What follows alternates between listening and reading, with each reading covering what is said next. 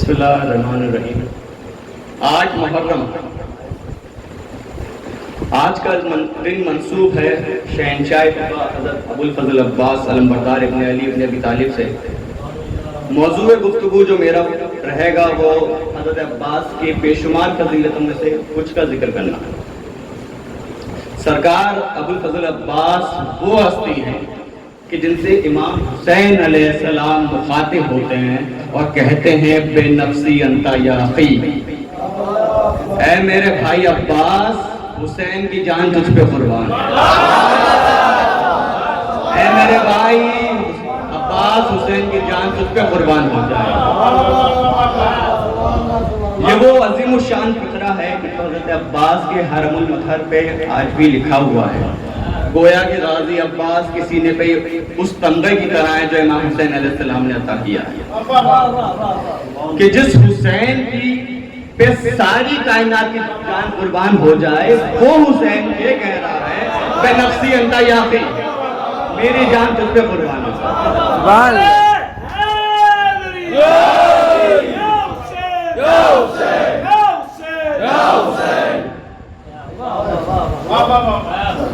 غازی عباس کا علم آج پوری دنیا میں بلند ہے، پر کبھی آپ نے سوچا یہ علم کیوں اتنا بلند ہے اور حضرت عباس کو غازی کیوں کہا جاتا ہے؟ اسلام میں شہید کا رتبہ غازی کے مقابلے بڑا ہے، پر ہم کبھی نہیں کہتے شہید عباس، کہتے ہیں غازی عباس۔ جب دو فوجوں میں جنگ ہوتی ہے اور جو فوج جنگ جیت جاتی ہے تو اس کا پرچم بلند ہوتا ہے۔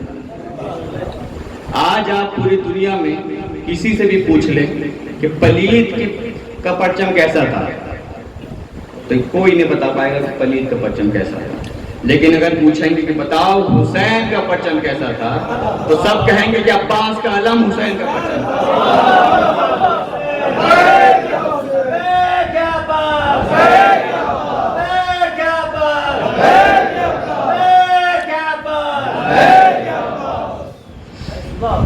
آج پوری دنیا میں حضرت عباس کا پرچم بلند ہے، یہ گواہی ہے کہ امام حسین علیہ السلام جیت گئے۔ اسی لیے غازی عباس، جو شہید ہو کے بھی غازی ہو اسے عباس کہتے ہیں۔ یہ حضرت عباس کا علم علامت ہے کہ حسین کی فتح ہوئی۔ اور میں نے آج سے 2 سال پہلے اسی منبر پہ حضرت عباس کا کعبے کی چھت پہ دیا گیا خطبہ کو کچھ بیان کرنے کی کوشش کی تھی۔ اس میں آپ نے ارشاد فرمایا تھا کہ الحمدللہ الذی شرف ھذا بقدوم ابیہ، کہ تعریف اس اللہ کی جس نے اس گھر یعنی کعبے کو اس کے بابا کی صدقے میں عزت کی۔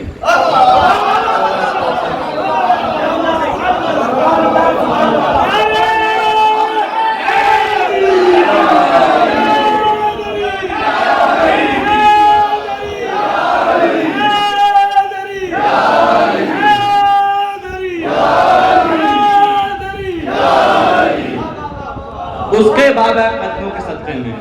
اب پوچھا جائے یا ابو الفضل عباس، علی آپ کے بھی تو بابا ہیں، پر نہیں، ادب جس پہ قربان ہو جائے اسے عباس کہتے ہیں۔ حسین مولا کے ہوتے ہوئے کیسے کہہ دوں کہ علی میرے بابا ہیں؟ ادب، احترام، تعظیم۔ حضرت عباس کو اللہ نے یہ مقام کیوں عطا کیا؟ کس چیز کی وجہ سے کیا؟ ادب کی وجہ سے۔ کس کا ادب کیا؟ امامین کا ادب کیا۔ اب میں ایک واقعہ کربلا کا مولا عباس کے ادب پہ، شجاعت اور اطاعت پہ بیان کر کے اجازت چاہوں گا۔ شجاعت اور اطاعت کی 2 ایسی کوالٹیز ہیں کہ وہ ایک ساتھ جمع نہیں ہو سکتی۔ اطاعت کے لیے دل کا نرم ہونا ضروری ہے اور شجاعت کے لیے دل کا سخت ہونا ضروری ہے۔ تو سختی اور نرمی ایک ساتھ تو جمع ہو نہیں سکتی کہ آدمی اطاعت بھی کرے اور شجاعت بھی کرے، لیکن جس ذات میں شجاعت اور اطاعت جمع ہو جائے اسے عباس کہتے ہیں۔ لبیک یا عباس، لبیک یا عباس، لبیک یا عباس، لبیک یا عباس، لبیک یا عباس، نعرہ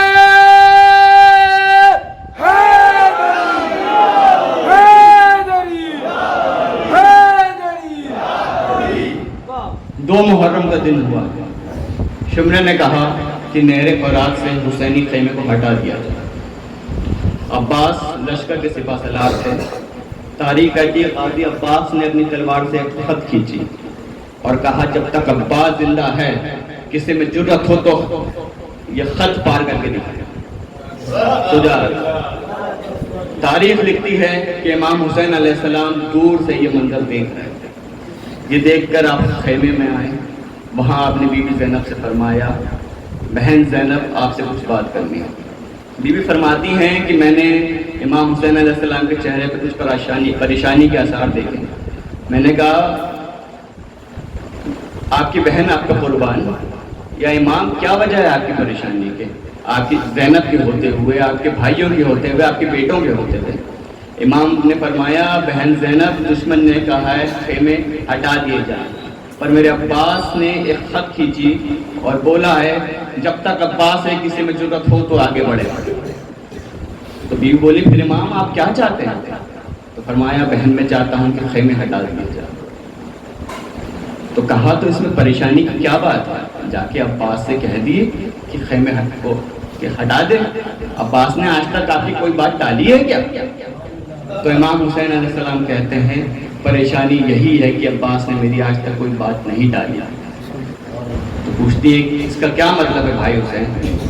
تو بولتے ہیں کہتے ہیں فرماتے ہیں کہ بہن زینب وہ دن یاد ہے کہ جب بھائی حسن کے جنازے پہ 70 تیر لگائے تھے، نواسے کو نانا کے ساتھ دفن نہیں ہونے دیا جا رہا تھا۔ تو بیوی بولتی ہاں یاد ہے۔ تو کہتے ہیں کہ اس وقت عباس نے تلوار نکالنی چاہیے تھی اور میں نے عباس کے ہاتھ پہ رکھ کر کہا تھا عباس ابھی نہیں کربلا۔ آگے فرماتے ہیں بہن جب اس پلیت نے مجھ سے مدینے میں بیعت مانگی اور مدینے کے گورنر مروان نے مجھ سے بلند آواز میں بات کری تب عباس نے تلوار کھینچنی چاہیے اور میں نے تب اس کے ہاتھ پہ اپنے بھائی کے ہاتھ کا ہاتھ رکھا کہ عباس ابھی نہیں کربلا یاد رکھو۔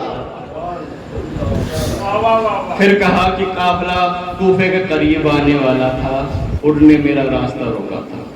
اس وقت بھی عباس نے تلوار نکالی تھی، میں نے کہا تھا اب نہیں کربلا۔ بہن زینب اب تو کربلا بھی آ گئی، اب کیسے روکوں اپنے بھائی کو؟ عباس جوان ہیں، عباس کا بھی تو غرور ہے، پہلے جب کہا تھا تو تنہائی تھی، اب تو دشمن کو للکارا ہے، کیسے روکوں عباس کو؟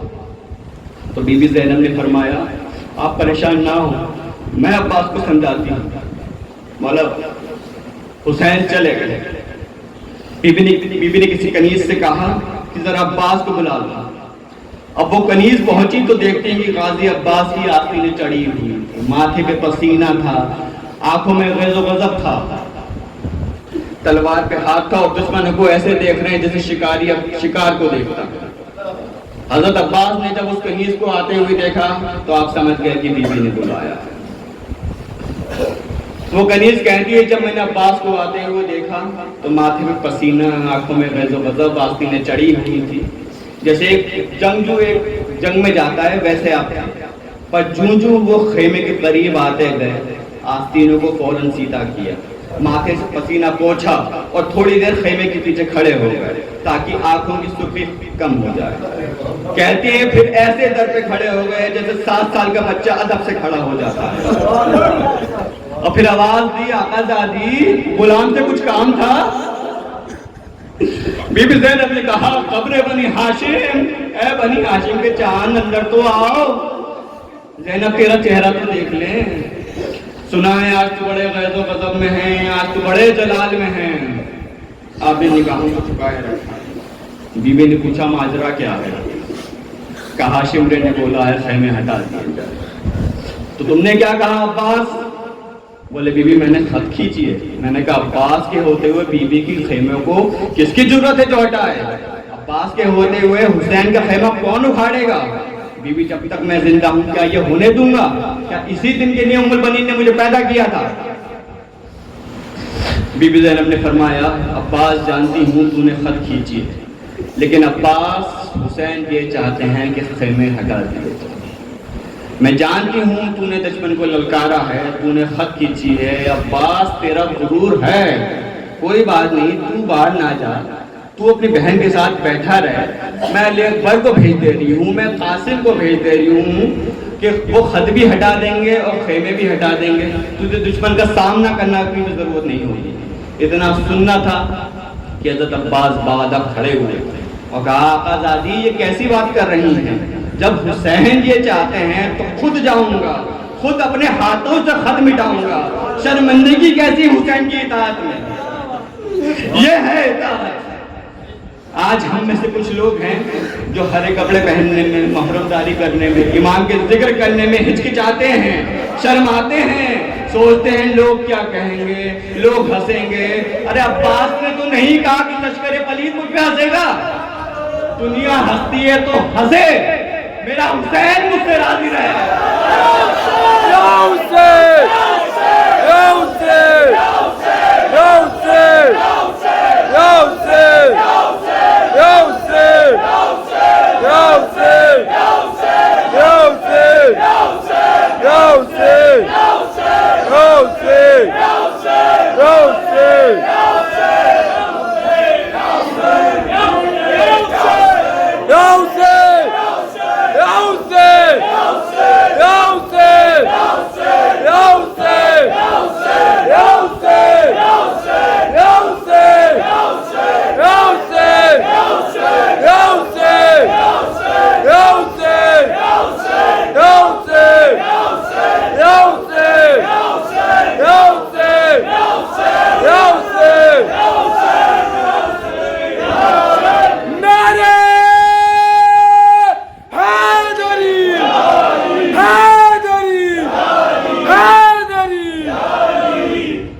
یہ ادب تھا جس نے عباس کو عباس بنایا۔ دعا کریں کہ خدا وہ ادب ہمیں بھی نصیب کرے، آمین۔ کم از کم ادب عباس کا ایک قطرہ ہمارے دلوں میں آ جائے، آمین۔ یہ راتیں مانگنے کی راتیں ہیں، اگر محرم میں بھی خالی ہاتھ گئے تو افسوس کیا کرو۔ یہ وہ مجلسیں ہیں، یہ وہ امام بارگاہ ہیں، یہ وہ ذکر ہیں جو گناہ گاروں کو حر بناتی ہیں۔ دلوں کو ادب کے ساتھ کربلا کی طرف متوجہ کریں۔ شہیدانی کربلا اور اسیرانی کربلا پہ لاکھوں سلام۔ اعوذ باللہ من الشیطان الرجیم، بسم اللہ الرحمن الرحیم۔ انما یرید اللہ لیذھب عنکم الرجس اہل البیت ویطہرکم تطہیرا۔ اس قرآن شریف کی آیت کو بھی میں نے تلاوت کیا، بارہ آپ لوگوں نے سنا ہوگا کہ آیت تطہیر جو سرکار دو عالم صلی اللہ علیہ وسلم کی شان میں اور ان کے اہل بیت کی شان میں یہ آیت نازل ہوئی تھی۔ اس کا بہت مختصر میں مضمون بتا دیتا ہوں کہ سرکار کی اہل بیت کو، محمد، علی، فاطمہ، حسن، حسین کو اللہ نے پاک کر دیا، بالکل پیوریفائی کر دیا۔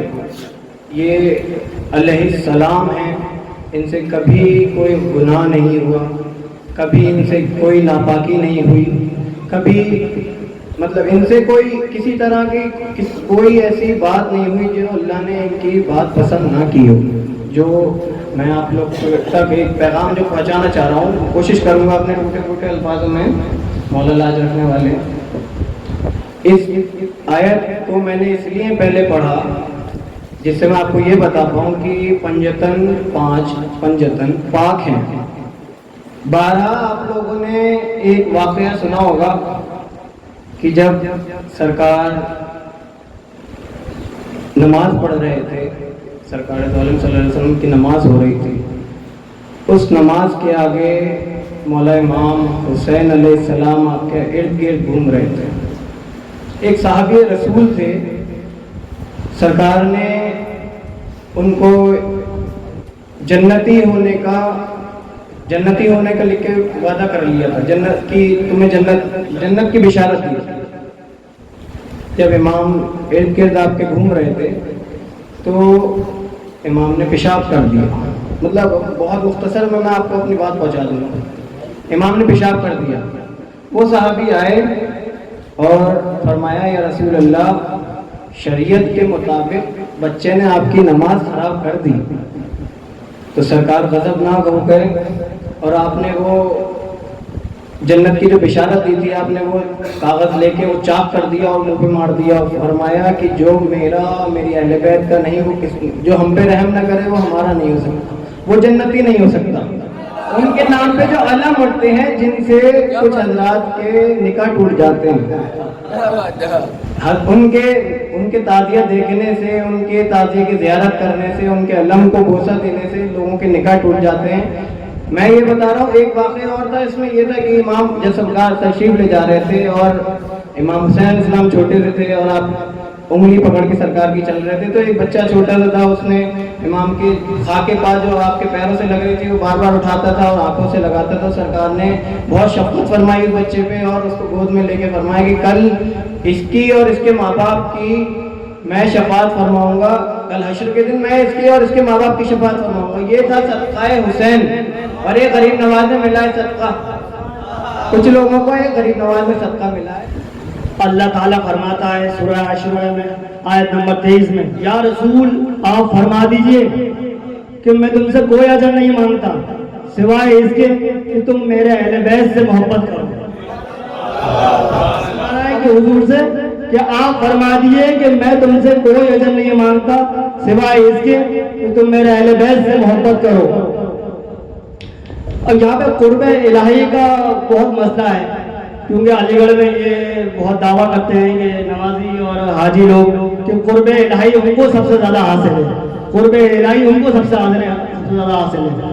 تو قرب الہی کا مسئلہ اللہ تعالیٰ نے قرآن شریف میں یہاں پہ حل کر دیا، یہ کہہ کے حضور سے، خود سے نہیں، حضور سے فرما دیا کہ آپ فرما دیے کہ میں تم سے کوئی اجر نہیں مانگتا سوائے اس کے کہ اہل بیت سے محبت کرو۔ حضرت حور کا واقعہ ہم لوگ کیسے بھول جائیں کہ حضرت حور کے پاس سب کچھ تھا، ہم سے لاکھ گنا عبادت گزار، ہم سے لاکھ گنا نمازی پرہیزگار، مگر وہ الگ عجیب اس طرح بھی کیفیت میں مبتلا ہیں۔ ان کو معلوم ہو گیا تھا کہ قرب الہی قرب حسین میں ہے، نماز اور اس میں نہیں ہے۔ ان کو معلوم ہو گیا تھا کہ قرب الہی نماز حج زکات ادھورا ہے جب تک قرب حسین نہیں ہے۔ وہی کیفیت نے ان کو پلٹا، وہی کیفیت وہ امام کی طرف لے گئے۔ جب ان کو پتہ چل گیا، جب امام نے فرما دیا کہ میں یا اے حور میں تم سے راضی ہوں، تب ان کو یہ یقین ہو گیا کہ اب مجھے قرب الہی مل گیا، کیونکہ قرب اہل بیت کے بنا، قرب امام حسین کے بنا قرب الہی بالکل نہیں مل سکتا۔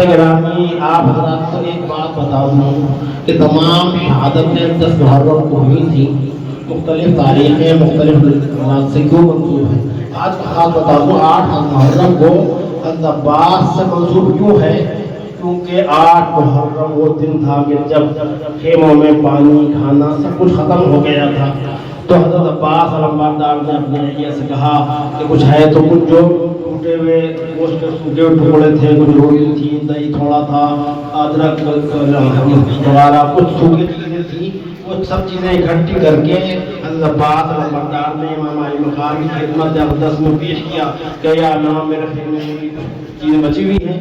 تو وہ آخری کھانا تھا کہ جو حضرت خاندان امام علی مقام کو فرمایا تھا، اس لیے اس نسبت سے 8 محرم حضرت عباس سے منسوب ہو گئی ہے، اور حضرت عباس علمبردار کی یاد میں ہم لوگ 8 محرم